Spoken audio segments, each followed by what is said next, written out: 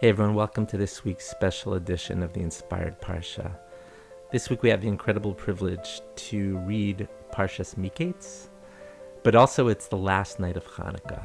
Zos Hanukkah, as it's called in Hasidic literature. It's known to be the most powerful night of Hanukkah. And so I want to share an idea that I believe can connect not only this week's Parsha, but Hanukkah and even the current events that are going on in the world right now. So we all know the story that Paro had this dream. He dreamt that there were 7 fat cows at the Nile, and these 7 skinny cows came and devoured the fat cows. What are we to make of this dream? You know, everything, of course, in the Torah has a deeper meaning. And the Talmud says that dreams are 1/60th of prophecy. That means there's a little bit of truth in dreams. You know, when we dream, we're in an altered state of reality. We have an altered consciousness, which is sort of what happens during Nevuah, during prophecy as well. We also know, the Talmud teaches us that sleep is 1/60th of death. That means, you know, when a person's in a state of sleep, his soul, so to speak, leaves his body. And so, to a certain extent, we're experiencing a little bit of the world to come. So there's something a little bit otherworldly that happens when we're asleep and when we dream. So what are some of the messages we can learn from this dream? The Baal HaTanya, Reb Shner Zalman of Liadi, the first Lubavitcher Rebbe, says beautifully, he says that, you know, the next world is called, it's called the Olam HaEmes, the world of truth. But the Talmud also says that it is an upside-down world. What does it mean, an upside-down world? People that seem to be the most powerful here in this world, in the next world they're insignificant, and people that seem to be insignificant in this world are elevated and are the most powerful in the next world.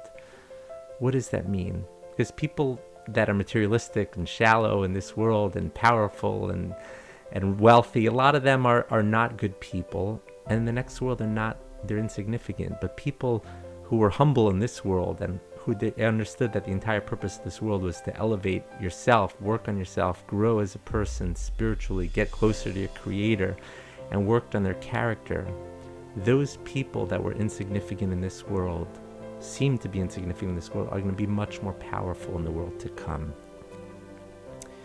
That's the story of the 7 thin cows eating, so to speak, the 7 fat cows.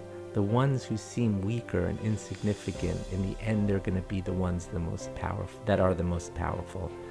This, of course, is the story of Hanukkah. This is the story of Hanukkah. We read the words in the prayer, Rabim Bad Matim, Giborim Biad Chalashim, the small defeated the multitude, the weak, insignificant ones were able to defeat the mighty Greek army. That we were, at the times of the Hanukkah story, we were the 7 thin cows that defeated the 7 fat cows. And I believe this is going to happen in our time today as well. We're living in a time where, yes, Israel seems that it has the military prowess. We have that military advantage right now over enemies. But in the grand scheme of things, right now, we are the 7 thin cows. The entire world, unfortunately, has turned against us. We seem right now that thin, 7 weak, skinny cows. But just like in the time of the Greeks, just like then when we defeated the mighty Greek army, we were able to drive them out of the Beis Hamikdash, out of the temple.